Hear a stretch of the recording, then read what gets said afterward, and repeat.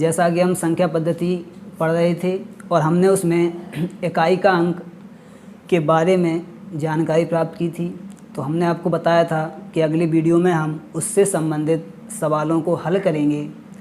तो चलिए हम आज सवाल देखते हैं। और देखिए, अब पहले हम देखते हैं क्वेश्चन नंबर 1। क्वेश्चन नंबर 1 है आपका। इसमें जो पहला क्वेश्चन है 279 प्लस 167 गुणा 342, इसमें हमें इकाई का अंक ज्ञात करना है। तो कैसे याद करें? तो हमने आपको बताया था कि जब भी हम इकाई का अंक ज्ञात करें तो हमें पूरी संख्या से कोई मतलब नहीं है, हमें केवल इकाई का अंक लेकर चलना है। जैसे यदि हम इसका गुणा करें तो हमें इसका पूरा गुणा नहीं करना है, केवल हमें इकाई के अंक से मतलब है।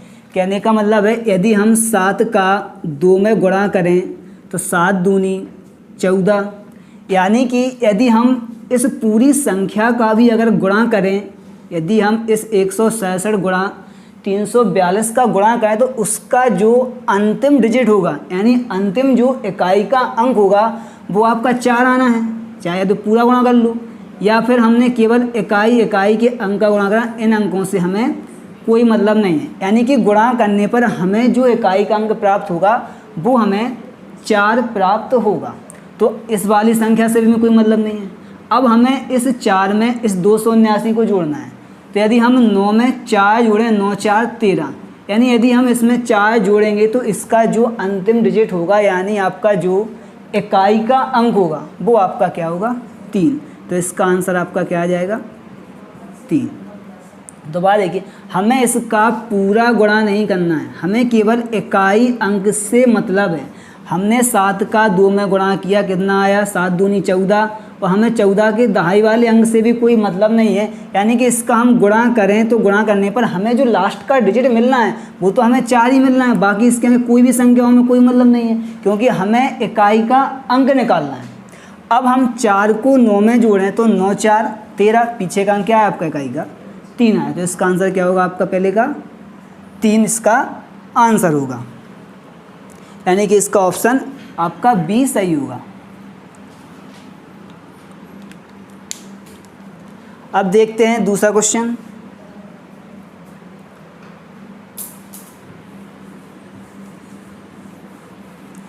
क्वेश्चन नंबर आपका 2 है। निम्नलिखित में से कौन सी संख्या पूर्ण वर्ग इकाई का अंक नहीं हो सकती? आपका जो क्वेश्चन है, निम्नलिखित में से कौन सा पूर्ण वर्ग का इकाई अंक नहीं हो सकती है? आपका जो पहला ऑप्शन दिया है वो आपका 5 है, दूसरा आपका 6 है और तीसरा आपका 7 है, और आपका जो डी है वो आपका 4 है। तो हमें इसमें ये निकालना है कि कौन सी संख्या जो पूर्ण वर्ग हो और उसका इकाई का अंक नहीं हो सकता है, हमें ये निकालना है। तो पहले हम आपको एक कॉन्सेप्ट बता दें कि यदि हम किसी भी संख्या का वर्ग करें, यदि हम किसी भी संख्या का वर्ग करें तो उस संख्या के वर्ग के पीछे कभी भी आपको ना तो 2 देखने को मिलेगा, ना तो आपको 2 अंक देखने को मिलेगा, और ना ही आपको 3 देखने को मिलेगा, ना ही आपको 7 देखने को मिलेगा, और ना ही आपको 8 देखने को। ये जो 4 अंक हैं ये किसी भी पूर्ण वर्ग संख्या के पीछे नहीं आएंगे। जैसे देख लीजिए, यदि हम यहाँ पर 1 का वर्ग करें तो 1 मिलेगा हमें, हम 2 का वर्ग करें तो हमें 4 मिलेगा, हम 3 का वर्ग करें तो हमें 9 प्राप्त होगा, यदि हम 4 का वर्ग करें तो हमें 4 चौको 16 यानी 6 प्राप्त होगा पीछे का अंक, यदि हम 5 का स्क्वायर करें तो हमें 5 प्राप्त होगा पीछे का अंक, यदि हम 6 का स्क्वायर करें तो 6 6 36, ये तो कहीं बदलेगा नहीं 5 6, यदि हम 7 का स्क्वायर करें तो कितना आएगा हमारा? 9 आएगा, 7 49 पीछे अंक मतलब है। यदि हम 8 का स्क्वायर करेंगे तो 4 आएगा, यदि हम 9 का स्क्वायर करेंगे तो 1 आएगा।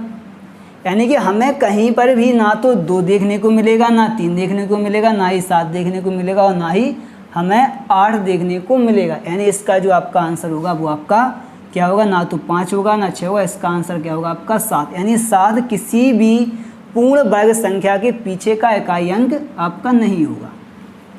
करते हैं अगले क्वेश्चन की।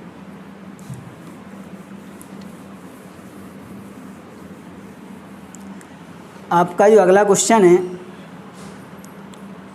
क्वेश्चन नंबर 3 में आपको एक श्रेणी दी गई है, यानी क्वेश्चन नंबर आपका जो 3 है वो आपका है 81 गुणा 82 गुणा 83 और जी आपकी श्रेणी जो है वो 89 है। इसमें हमें इकाई का अंक निकालना है। अब देखिए, यानी जो आपकी श्रेणी है 81 से लेके हमें 89 तक दी गई है, इसका हमें यूनिट डिजिट ज्ञात करना है। यदि हम इस श्रेणी को ऐसे लिखें 81 82 83 84 85 86 और कहाँ तक है जी आपकी 89 तक है। यानी एक चीज़ आपको बता दें कि आपको कहीं भी यदि आपको जे 2 डिजिट मिल जाएं, 5 और 2, जे जहाँ पर भी आपको मिल जाए तो जे 5 2 ऐसी संख्या है जिनसे मिलके आपका शून्य का निर्माण होता है, शून्य बनता है। यानी हम 5 में यदि 2 का गुणा करें तो 5 दूनी 10, तो आपका जो यूनिट डिजिट है वो आपका कितना आना लास्ट का, वो आपका 0 आना है। यानी यदि हम 1 का गुणा 2 में करें तो हमारा 2 बना, यदि हम 2 का गुणा 3 में करें तो 6 बना पीछे का, यदि हम 6 का गुणा 4 में करें 6 चौको 24 तो हमारा 4 बना, तो यदि हम 4 का गुणा 5 में करें तो 20। यानी हम सीधा देख सकते थे कि यहाँ पर हमें 2 अंक मिला है जो इकाई का अंक है इसका, और लास्ट में जाके हमें इसका क्या मिला 5। तो 5 को अगर हम 2 में गुणा करें तो कितना आएगा हमारा इकाई डिजिट 0 आएगा। यानी हमें पूरी श्रेणी का गुणा भी नहीं करना था। यानी यदि हम 2 का गुणा 5 में करें तो कितना आएगा 2 गुणा 5, तो कितना आपका आंसर आएगा इसका 10। यानी जो इसका यूनिट डिजिट होगा कितना होगा आपका, वो 0 होगा। तो इसका आपका जो आंसर होगा वो आपका बी ऑप्शन इसका आपका करेक्ट आंसर होगा।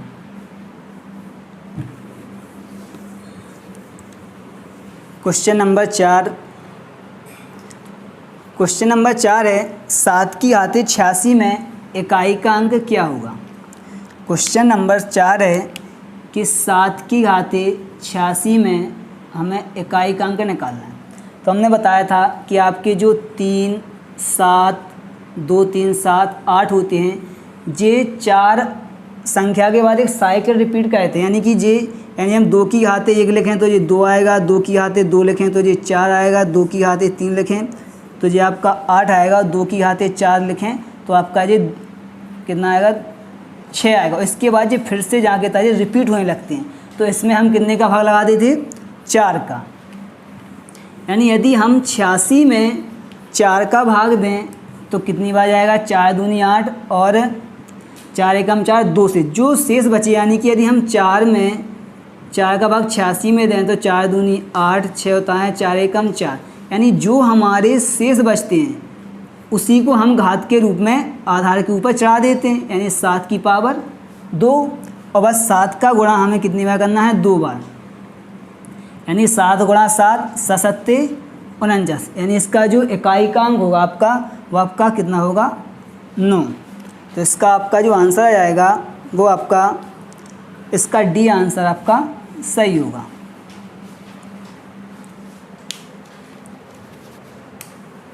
और आप सभी जिसके पास जो भी आपके पास बुक हो सभी से आप लोग इकाई के अंक के क्वेश्चन हल करें, और आपको जो भी इकाई का अंक समझ में ना आए तो वो आप हमें कमेंट बॉक्स में लिख कर भेज सकते हैं। तो नेक्स्ट वीडियो में आपके हम वो उस सवाल का आंसर दे देंगे। अब अगला सवाल देखते हैं, क्वेश्चन नंबर 5। क्वेश्चन नंबर 5 है 40 की घाते, क्वेश्चन नंबर 5 40 की घाते 3928 में हमें सबसे दायां और गैर शून्य अंक निकालना है। इसमें देखिए हमें इसका सबसे दायां गैर शून्य अंक निकालना है। यानी कि यदि किसी श्रेणी में ये समझ लो कि यदि इस प्रकार लिखा है तो हमें सबसे दायां गैर शून्य अंक, यानी कि हमें इसको ना निकाल के कौन सा स्थान निकालना है, अब शून्य के जस्ट बाद वाला, यानी कि दहाई का अंक निकालना है। तो हमें क्या करना है, यदि हमने बताया था जो आपके ये अंक होते हैं 0 1 5 6, ठीक है। यदि हम इसके ऊपर चाहे जितनी भी घात चढ़ी हो, इसका 0 इकाई का अंक कितना आता है 0। यानी इसका जो यदि इसका पूछते 40 की घात 3928 का इकाई क्या होगा, तो वो आपका होता शून्य होता। लेकिन उन्होंने पूछा गैर शून्य जीरो, तो हमें निकालना है दहाई का अंक। तो यदि हमने दहाई का अंक निकालना है तो हमें इकाई के अंक से कोई मतलब नहीं है। यानी कि यदि हम इस जीरो को हटा भी दें तो हमारे पास जो संख्या, क्योंकि जीरो गुणा करते जाएंगे 39 तो 28, तो 39 तो 28 तो जीरो आएंगे, जस्ट उसके बाद ही तो हमारी गैर शून्य संख्या आएगी। यानी यदि हम जीरो को हटा दें और इसकी पावर 39 तो 28 चढ़ा लें, तो अब यदि इसका जो इकाई का अंक होगा वो निकालना इकाई का अंक, वो क्या होगा आपका गैर शून्य होगा। तो इसका मतलब क्या होगा, हमें इसमें 4 का भाग देंगे और 4 का भाग हमें इस पूरी संख्या में नहीं देना है, हमें केवल 28 में देना है। यानी आपको पता होगा 4 का भाज्यता का नियम कि यदि हम पीछे की दो संख्याओं में यदि 4 का भाग लगाएं, यदि वो संख्या यदि इससे 4 से पूरी कट जाए तो उस संख्या में आपका 4 का भाग आसानी से चला जाता है। यानी हम इसमें 28 में 4 का भाग देंगे तो यदि पूरी बार हमने भाग दिया तो शून्य बचेगा। हमने आपको बताया था यदि 4 की पावर शून्य, यानी ये बताया था यदि 4 की पावर 1 करें तो 4 आएगा, 4 की पावर 2 करें तो 4 चौको 16 का 6 आएगा, 4 की पावर 3 करें तो 4 आएगा, 4 चौको 64, और 4 की पावर यदि हम 4 करें तो आता है हमारा 6। यानी ये सेम दर्शाता है। यानी जो आपकी यदि हम इसमें 2 जोड़ दें, यदि हम इसमें 2 जोड़ दें तो आपका इकाई का अंक वही होगा जो आपकी 4 की पावर 2 का है। ठीक है, तो यदि हम यहाँ पर 4 की पावर 2 या 4 की पावर 0 लिख दें तो यहाँ पर हम क्या कर सकते हैं 4 की पावर 2, या तो आप ऐसा कर लो। यदि आपको ऐसा नहीं करना है तो इसे आप पूरी बार ना काटिए, इसे आप पूरी बार आप इसमें भाग ना दीजिए, कुछ शेष बचा लीजिए। यानी यदि हम इसमें भाग दें, यदि ये कम बार भाग दें, 4 × 24 तो कितना बचेगा आपका 4 बचेगा। तो इसका गुणा हमें कितनी बार करना है 4 × 4 × 4, बस इसका गुणा कर तो 4 चौको 16, इससे एक मतलब नहीं है, 6 चौको 24, 2 से मतलब नहीं है और 4 चौको 16, तो इससे भी आपका 6 आ गया। या फिर ऐसा कर लो कि 4 चौको 16 तब भी आपका इससे 6 आ गया, यानी इससे भी आ गया आपका, इससे भी। यानी 4 की पावर 0 में यदि हम यहाँ पर 2 जोड़ दें तो हमें वही अंक प्राप्त होगा जो 4 की पावर 0 को होगा वही, क्योंकि इसमें हर 2 संख्या के बाद एक साइकिल रिपीट। यदि हम इसमें फिर 2 जोड़ दें तो 4 की पावर 4 का भी वही इकाई अंक होगा जो 4 की पावर आपका 2 का है। यदि हम फिर इसमें 2 जोड़ दें तो 4 की पावर आपका 6 का अंक वही होगा जो आपकी 4 की पावर 2 का, यानी 6 अंक आएगा आपका इकाई का अंक। ठीक है, तो आप ऐसा भी कह सकते हैं। या फिर यदि पूरी बेर कट रहा है तो उस पूरी बेर ना काट के आप एक शेष बचा लीजिए, यानी हम एक कम बेर भाग देंगे तो हमारी 4 की पावर 4 है बचेगा, तो बस इसका या फिर आप 4 बेर गुणा कर लीजिए। तो 4 चौको 16, एक हट जाएगा 6 आ जाएगा आपका। फिर हम 6 का 4 में करेंगे, 6 चौको 24, हमें दहाई के अंक से मतलब नहीं है। फिर 4 बचा, 4 चौको 16 6, यानी कि इतने जीरो लगने के बाद आपका जो जीरो के बाद आपका जो अंक आएगा वो क्या होगा आपका, वो आपका 6 होगा। तो इसका आपका जो आंसर होगा वो आपका बी ऑप्शन इसका आपका करेक्ट होगा।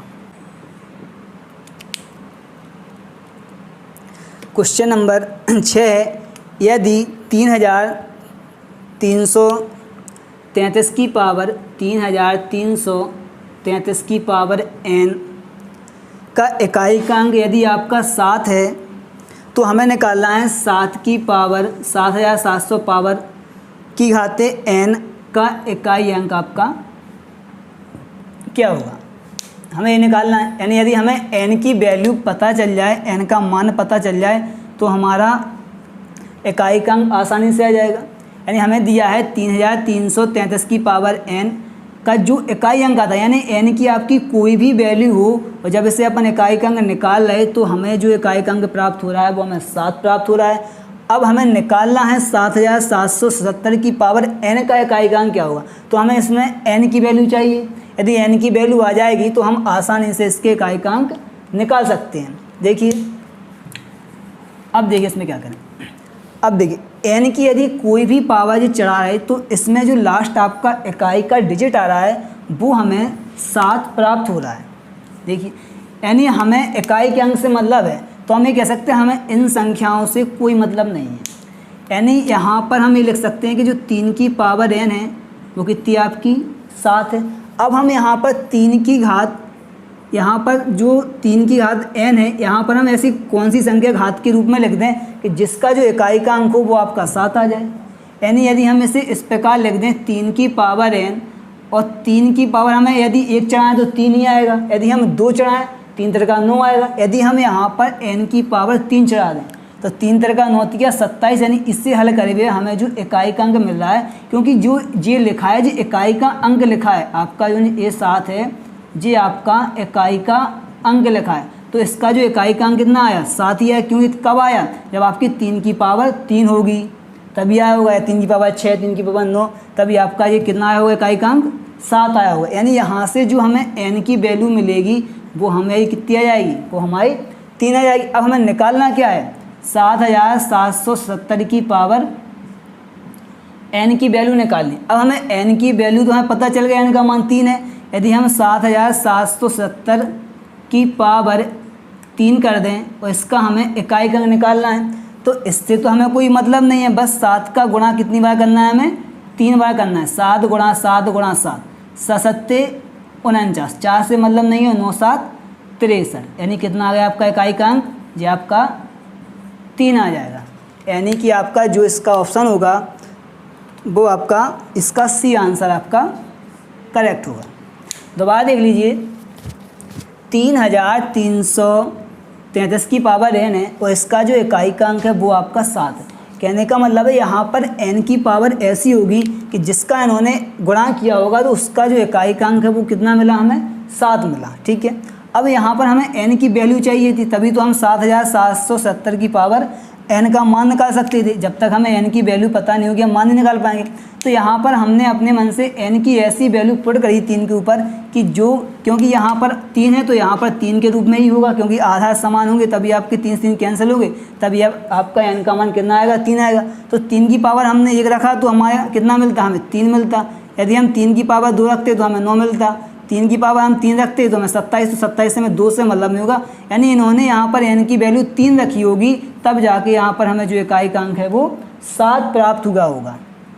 जब हमें n की वैल्यू 3 पता हुई तो हमें 7770 की पावर हमने 3 चढ़ाई, बस इससे हमें कोई मतलब नहीं था, हमने 7 की पावर 3 चढ़ाई। तो 7 गुणा 7 गुणा 7 343, और 343 के हमें 3 से आंसर इसका होगा, क्योंकि यही हमें इकाई का अंक प्राप्त करना था। तो इसका जो आंसर होगा आपका सी, आपका आंसर सही होगा।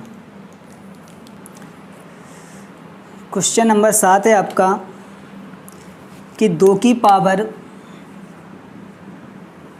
3 की पावर 4 और 3 की पावर 4 की पावर 5, 4 की पावर 5 की पावर 6, 5 की पावर 6 की पावर 7 और 6 की पावर 7, 7 की पावर 8 और 7 की पावर 8, 8 की पावर 9 और 8 की पावर 9 और 9 की पावर 10। इसमें हमें इकाई का अंक ज्ञात करना है। अब देखिए, अब इसमें हमें इकाई का अंक ज्ञात करना है। हमने आपको बताया था कि हमें जहाँ पर भी जे अंक मिल जाए 5 और 2, आपको कितनी बड़ी श्रेणी दी गई हो, आप पहले एक कोशिश करिए कि हमें कहीं ऐसा तो नहीं कि इस पूरी श्रेणी में कहीं 5 या 2 मिले, क्योंकि यदि हम 5 और 2 का मल्टीप्लाई करते हैं तो सीधा हमें 0 बनता है और फिर सीधा इसका इकाई का अंक 0 होगा, बाकी आपकी कोई भी संख्या लिखी हो। तो अब देखिए, यदि हम इस पूरी श्रेणी में देखें तो यहाँ पर हमने बताया था, देखो ये आपका 5 है। अब 5 की पावर चाहे जितनी घात हो, चाहे आप 5 की पावर 1 से लेके 5 की पावर अनंत तक चढ़ा दीजिए, आपके जो इकाई का अंक होगा वो 5 ही आएगा। कहने का मतलब आप 5 की पावर 1 से 5 की पावर अनंत तक चाहे इतनी चढ़ाइए, आपका जो इकाई का अंक होगा वो 5 होगा। अब इसकी घातें चाहे जितनी हो, 5 की पावर 6 की पावर 7 है, तो आपका जो यहाँ पर इकाई का अंक होगा वो कितना आएगा 5। और यहाँ पर हमें यहाँ पर 2 दिख रहा है। जब भी हम 2 की घातें चाहे जितनी हो, हमें हमेशा एक सम संख्या प्राप्त होगी। चाहे हम 2 की पावर 1 का हैं तो हमें 2 प्राप्त होगा, 2 की पावर 2 का है तो हमें 4 प्राप्त होगा, चाहे यहाँ तक हम 2 की पावर अनंत तक जाएंगे तो हमें एक सम संख्या ही प्राप्त होगी। तो यहाँ पर कितना आएगा आपका इकाई अंक, यदि हम यहाँ पर 2 का रूप मान लें तो 5 दूनी, यहाँ पर कितना आ जाएगा आपका 10। तो आपका जो इकाई का अंक वो कितना होगा, वो आपका 0। यानी यहाँ से भी हमें 1 2 4 के रूप में मिलेगा, यहाँ से मिलेगा, कहीं से भी आप 1 2 का मल्टीप्लाई निकाल लीजिए, उसका गुणा कर दीजिए 5 में, तो कितना 5 दूनी 10, तो आपका जो इकाई का अंक कितना होगा आपका वो 10 होगा।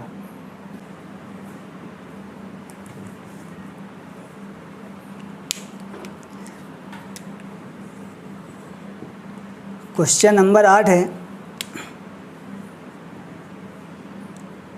138 की पावर 7 और 47 की पावर 13, इसमें हमें इकाई का अंक निकालना है। तो देखिए, अब घात के ऊपर चाहे जितनी घात हो, आपस में क्या होता है, इनका गुणा होता है। अब देखिए, यदि हम 138 की घात यदि 47 गुणा 13 करें, अब हमें इसमें इकाई का अंक निकालना है, तो हम इसे किससे डिवाइड कर देते, इसमें हम 4 से भाग दे देते। अब यदि हम इसमें 4 का पूरा गुणा भी नहीं करना अपन को, यदि हम इसमें 4 का भाग देंगे तो 4 एकम 4, 4 एकम 4, यहाँ पर क्या बचे आपके 3, जो शेषफल बचे केवल वही लिखना है। यदि जे गुणा के रूप में है तो इनके जो शेषफल आएंगे वो भी आपके एक गुणा के रूप में होंगे। यदि हम 4 का भाग पे 13 में देंगे, क्योंकि 4 का भाग इसमें भी देना है और इसमें भी देना है, 4 3 12, यहाँ पर क्या बचा आपका 1, यानी 3 एकम 3, यानी जो 138 पर जो घात बचेगी वो आपकी 3 शेष बचेगी। यानी अब हमें इन दोनों से भी कोई मतलब नहीं है, यानी हमें 8 की पावर 3 का इकाई का अंक निकालना है। तो 8 गुणा 8 गुणा 8, 8 रंजा 64, 64 से हमें 6 से मतलब नहीं है, और 8 का गुणा 4 में कहें 8 चौको 32, तो हमें 3 से मतलब, यानी जो इसका इकाई का अंक होगा आपका वो 2 होगा। यानी आपका जो ऑप्शन होगा वो आपका ए ऑप्शन इसका सही होगा।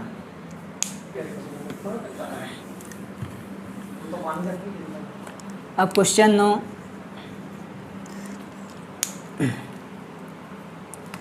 अगला क्वेश्चन है 9 कि 1237 की घाते 118 गुणा 278 की घाते 115, इसमें हमें इकाई का अंक निकालना है। तो इकाई अंक निकालना है तो हमें इस 123 से कोई मतलब, हमें इकाई का अंक पढ़ना है तो केवल हमें सवाल में केवल इकाई के अंक से ही मतलब है, बाकी इसके आगे कितने भी संख्या हो कोई मतलब नहीं है हमें। यानी कि 7 की पावर कितनी है आपकी 100, अब 18 बची, यहाँ अगर 27 हटा दें तो यहाँ पर जो 8 की पावर है आपकी वो आपकी 115 बची।